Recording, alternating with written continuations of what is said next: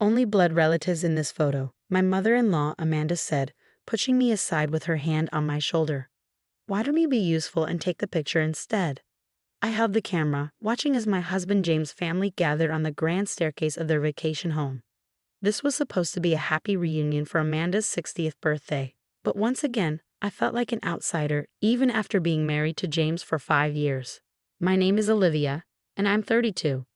I was used to Amanda's little ways of leaving me out, but this time felt different. Maybe it was because I had just found out some shocking news that morning, something I hadn't even told James yet. Or maybe I was just tired of trying. Mom, James said from the stairs, Olivia should be in the picture. She's family too. Amanda laughed, sharp and cold. Dear, these photos are for the family history book. We need to keep track of our bloodline. Olivia understands, don't you? I forced a smile, hiding how my hands were shaking. Of course, Amanda. Whatever you think is best. James looked like he wanted to argue, but I gave him a small shake of my head. Not now. We had bigger things to reveal later. As I took their picture, I thought about the DNA test results waiting in my email. I had taken the test months ago just to learn more about my family since my parents died when I was young. But the results had changed everything. Make sure you get everyone in the frame, Amanda said, fixing her blouse. And try not to shake the camera this time. Last year's pictures were blurry. They weren't blurry. I was a professional photographer, but Amanda always found a way to criticize me. Next to me, my sister-in-law Sophie rolled her eyes. She had married Amanda's nephew and knew exactly what I was going through. Perfect, I said after taking several photos. Would anyone like to check them? I'm sure they're fine, Amanda replied, already walking away. Now let's move to the garden. Blood relatives only, of course. As everyone left, James stayed behind. This is too much, he whispered, holding my hand. We should tell them now. Not yet, I said. Let's wait for dinner. It's her big night. James sighed and kissed my forehead. You're too kind to her, after everything she's done to you. I thought about all the small insults, the way she always introduced me as just James' wife, never by my name. 5 years of trying to fit into her family. The day dragged on with more blood relatives only pictures. Amanda was like a director, making sure everything was perfect. With each click of the camera, my secret felt heavier.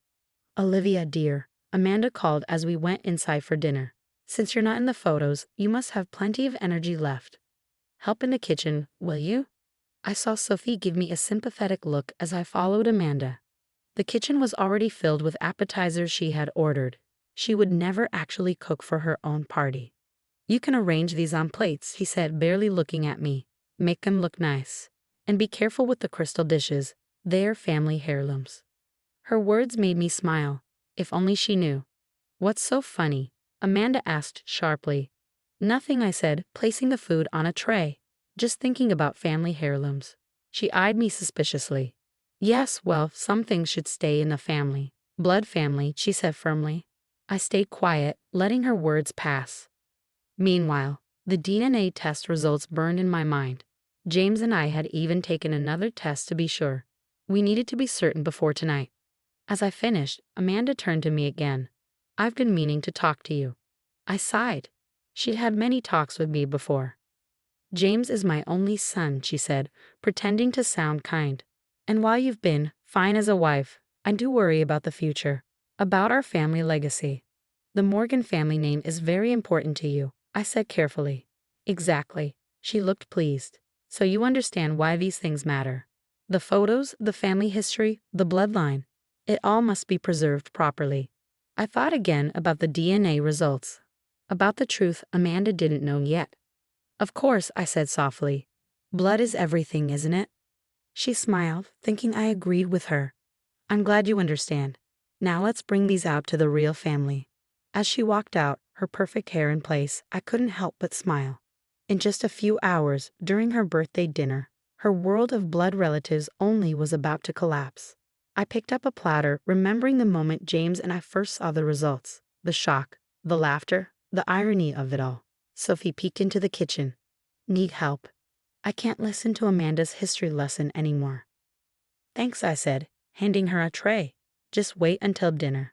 The family history is about to get very interesting. The dining room buzzed as everyone found their seats. Amanda, of course, had arranged it so I was far from the core family. I sat at the end of the table next to Sophie and a distant cousin, because even distant blood relatives mattered more to Amanda than a spouse like me.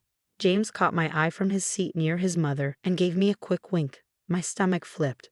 The DNA test results were ready on our phones, waiting for the perfect moment. Amanda tapped her wine glass. Before we begin, I'd like to say a few words about family.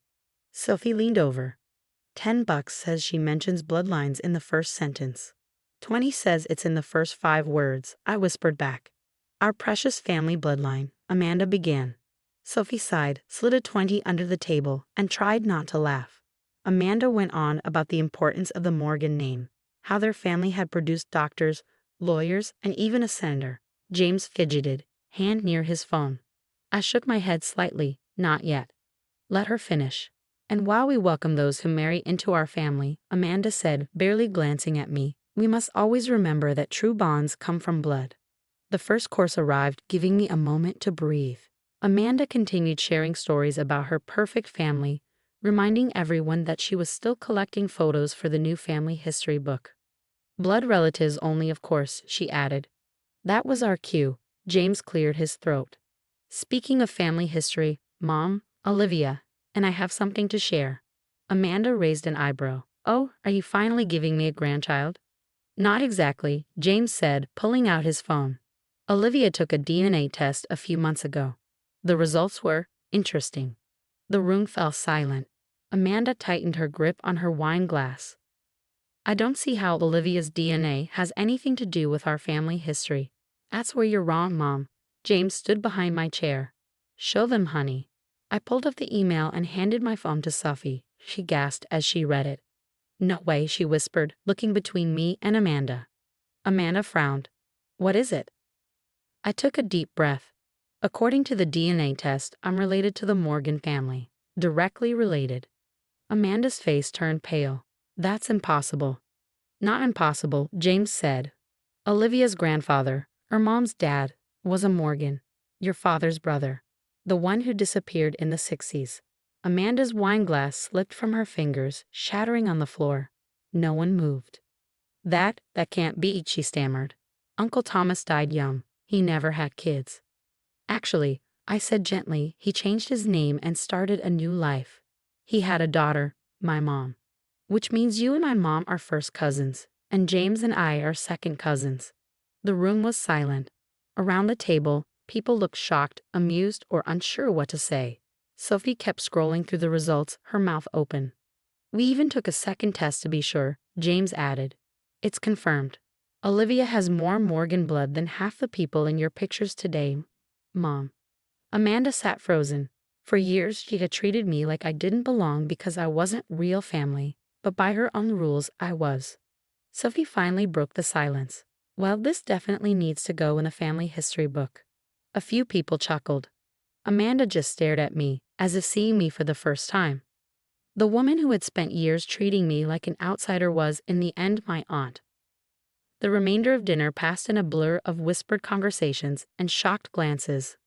Amanda barely touched her food, her perfect posture slumping slightly as she processed the news. I watched as she periodically shook her head, as if trying to deny the reality before her. After dessert, while others cleared the table, Amanda disappeared into her study. James wanted to follow her, but I stopped him. Let me, I said softly. We need to have this conversation. I found her sitting at her desk, staring at an old photograph. As I approached, I recognized it. A young man in a military uniform, smiling broadly at the camera. That's him, isn't it? I asked quietly. Thomas Morgan. My grandfather. Amanda nodded slowly. He was my favorite uncle. When he disappeared, everyone assumed. We never knew. She looked up at me, her eyes swimming with tears. You have his smile. How did I never notice? I sat down in the chair across from her desk. Life has a funny way of coming full circle, doesn't it? All these years, she whispered, all those things I said about blood relatives, about family legacy. She covered her face with her hands. I've been horrible to you. Yes, you have, I agreed calmly. But now we have a choice.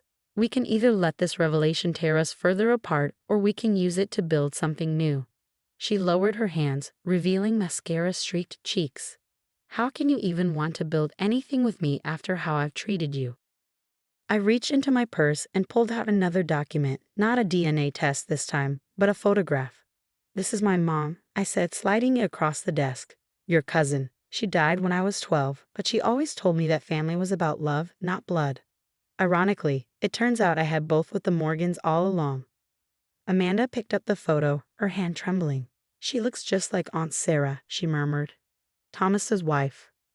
I have more photos, I offered. And stories, if you'd like to hear them.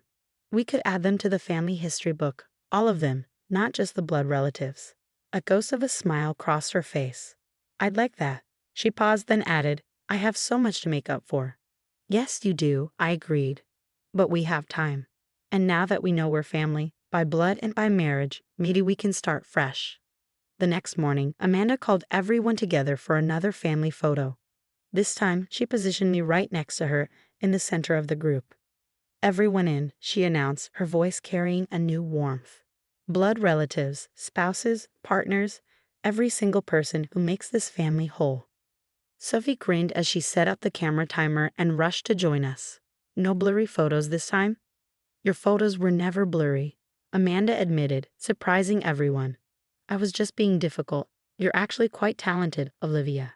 As the camera flashed, capturing the moment, I felt James squeeze my hand. In that fraction of a second, everything had changed. The walls of exclusion had crumbled, replaced by bridges of understanding. Later, as we helped Amanda organize photos for the family history book, she paused over a picture of James and me on our wedding day. You know, she said thoughtfully, maybe it's time to redefine what we mean by family legacy. I watched as she opened to a fresh page in the book, carefully placing the photo of my grandfather Thomas alongside pictures of his long-lost family. Below it she wrote, family is not just in our blood.